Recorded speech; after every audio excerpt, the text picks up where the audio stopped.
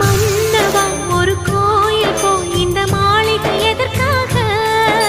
தேவியே என் ஜீவனே இந்த ஆலயம் உனக்காக.